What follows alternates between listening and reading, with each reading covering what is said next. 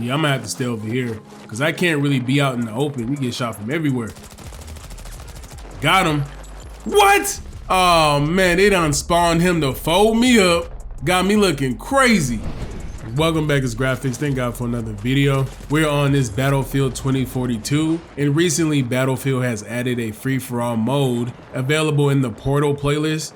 So this is supposed to be the official Battlefield rule set, I guess, because you can go into the Portal playlist and create your own free-for-all server. Now I wanted to check it out because I didn't even know Battlefield even had free-for-all. So this is something that I wanted to experience since free-for-all is my favorite game mode and all. And I wanted to know if they're gonna have free-for-all in Battlefield 6. So if they are gonna have free-for-all in Battlefield 6, I kinda wanted to experience it in 2042 just in case it's something that I wanna play. Now for someone who's currently retired from Call of Duty, I've been trying to find other things to play, and I really wanted to just stop playing FPS shooters because there's nothing that seems to catch my interest. Battlefield 6 seems to be very promising, but if they don't have free-for-all, which I stated in my previous video, then I might not be purchasing the game. However, I didn't even know they had free-for-all servers in Battlefield 2042, and also I didn't know they had an official game mode. So I wanted to go over some of the things that I've experienced while playing Battlefield 2042 free-for-all. Now I'm going to start off with some of the positives. I do love the grounded experience. This is the same feedback that I gave for the Battlefield 6 open beta. I do love the fact that there's not any crazy skins running around, sliding around, so I can really appreciate that. Another thing I enjoyed was the gunplay. I think the gunplay was very smooth. I do like the way the guns felt and also getting feedback from getting eliminations. Now while I was playing free-for-all, when a lobby wasn't full, they'll just fill it up with AI, and I actually didn't mind that. When you don't have a full lobby, sometimes it can feel very slow and then it's hard to get to the score limit. So I'm glad that they add the AIs into the lobby just in case they're not full. And also I'm glad they label it as AI so you know the difference. Now for some of my critiques. Now I haven't been playing this for too long because this is a limited time game mode, so I haven't had a whole lot of experience playing it, but these are some of the things that I didn't like or I felt that it needed to change. But before I get into that, I wanted to mention one thing that I was neutral about, and that is the operators. I understand that the operators have their own special abilities, so I just picked the two that I liked and just kept using those. Now I haven't been playing a whole lot, so I didn't experiment with all of them, but it's pretty fine with me. Now, would I prefer a perk system? Yeah, but I didn't have an issue with the class system and the operators.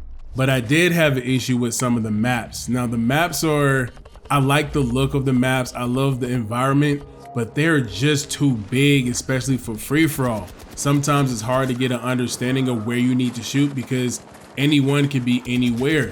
So when you're constantly getting shot in your back because you don't really have a sense of direction, it just encourages a lot of people to camp more. Now camping is a strategy, but if it's the main strategy, it can slow down the gameplay and make it less enjoyable. So what they did to compensate for the large map is to add a 24-player lobby, which is not necessarily a bad idea, but it just makes things more chaotic when you have big maps where anybody can be anywhere and a lot of people are camping and the spawn system is pretty bad. Sometimes I would just spawn right in front of people and people will spawn right in front of me. It's kind of like a free elimination. That's why with the high player count, I enjoy the integration with AI because a lot of times the real players aren't moving around as much and the AI will, so it kind of gets you some momentum if you can find a few AIs to kind of get you started. And you're gonna need those points, especially when the score limit is first to 50. Now on big maps like this, it's kind of difficult to get some momentum if you're moving around because you're gonna get shot in your back a lot, and the AI does help you, but it still feels a bit slow to have it first to 50. Now I know this isn't COD, but I do feel that the first to 30 is pretty good because the matches aren't like a major commitment. It doesn't take that long to get to 30. And also you could jump into a game in progress and the score leader is at 15, so I can just wait a couple of minutes for this to end. Now 50 just seems like a lot to me, especially if there's no kill streaks that you can earn that can help you out with the score. Now I know this isn't Call of Duty, so they're not going to have any kill streaks, and I didn't mind not having kill streaks, but I think a score limit to 50 is kind of too much. Now the last thing I wanted to say as it pertains to my experience in gameplay is that they don't have any form of replay. Now I know they have the death cam, something that's in the team-based game modes, and it briefly tracks the person that shot you. But in free-for-all, they don't even have that. You just die and you respawn. Now this can be very frustrating because sometimes when you spawn, you just get shot from somewhere and you don't even know where you got shot from. So this can be a very jarring and frustrating experience. Now, one other thing I wanted to add is that if they don't have any kill cams, how could I see if anybody was cheating? Now I'm aware that other players do report other players for just having good aim. And sometimes the connection can be bad or the netcode can be bad and it seems like you just died in one shot, so you'll think that they'd be cheating. I'm not really talking about those cases. Unless someone is blatantly headshotting everybody, how would you know if someone's cheating?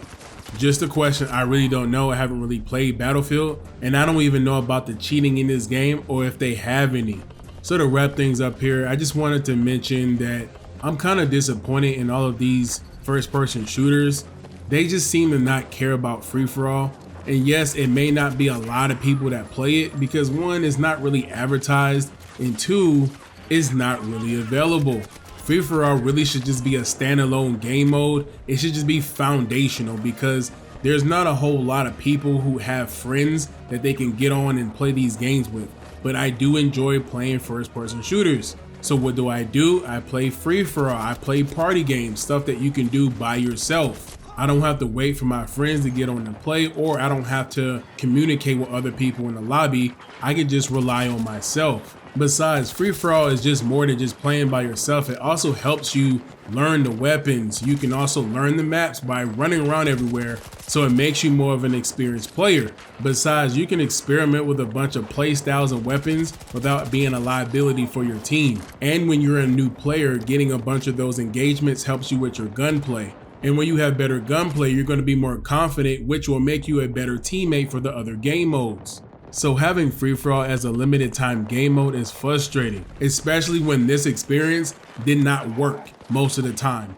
At least on PS5, it seemed like 70% of the time it just did not load. So I was searching and searching and then it'll just go back to the main menu. And I try to go to the other servers that are in Portal, but they're never populated, so you couldn't really get into play free-for-all at all. Now I can see it from their perspective. If they say, oh, we try to give you guys a playlist for free-for-all, but no one populates it, it's not going to be populated because people really don't know about it and it doesn't work. So a lot of people who wanted to play probably didn't know what time to get on when the servers are actually working.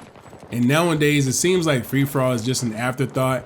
No sense of balance or even structure. It just seemed like they just said throw 24 people in a lobby and just have fun.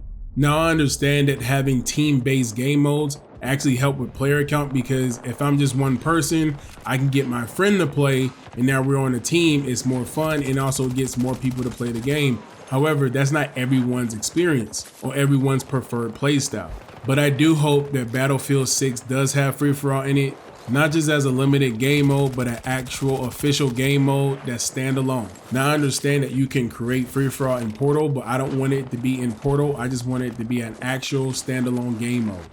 But we're gonna have to see. It seems like games like this that encourage team play doesn't really concern themselves with free-for-all, even though it should be a fundamental game mode in a first-person shooter. I even tried other games like X-Defiant, and X-Defiant didn't have a free-for-all, so I didn't play that. They even just recently announced Delta Force for console. I played that, didn't have a free-for-all. And I actually enjoyed Delta Force, even though I think it was a bad port over from PC. I still had enjoyment out of the game, but they didn't have free-for-all. Then they had their version of Domination on a playlist, so I played that, had fun. Then when they updated that playlist, they took it out. So they had no form of Domination or Team Deathmatch in their playlist, and at that point, I had to uninstall the game. So then I started playing this because this was free on PlayStation Plus a few years ago. So I figured I can get some practice before Battlefield 6, but if it doesn't have free-for-all, man, I don't know. But I do want the game to be successful. It's definitely going to be competition for Call of Duty this year. With that being said, I just hope it has a really great launch so that they can maintain the momentum that they had since the beta. So thank you guys for watching the video. If you guys enjoyed the video, make sure you leave a like, comment. Do you agree with my Battlefield takes on free-for-all? And would you want it in Battlefield 6 as a standalone game mode? Let me know in the comment section below. And just like always, no stress, do your best. God bless. Peace.